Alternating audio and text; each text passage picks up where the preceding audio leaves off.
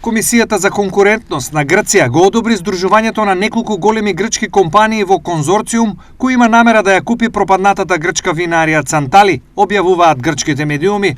Ова здружување доаѓа откако македонската винарија Езимит пројави намера за купување на Цантали.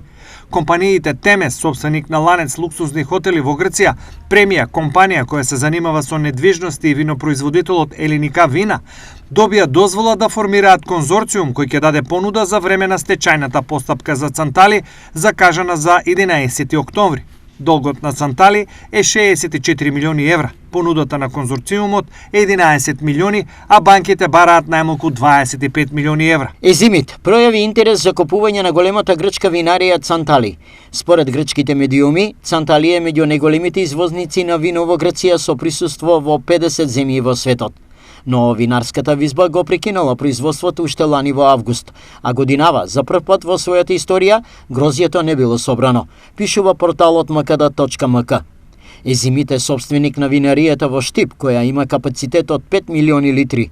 Во Лозово капацитетот е 20 милиони литри годишно, а по Вардарија годишно произведува и до 30 милиони литри вино.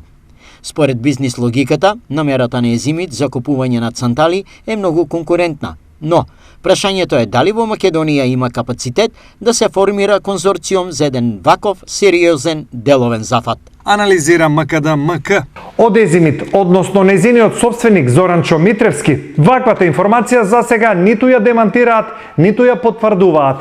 Па реална предпоставка е ова успешна компанија во своите планови да ја стави на колена паднатата Цантали и повторно да ја крене.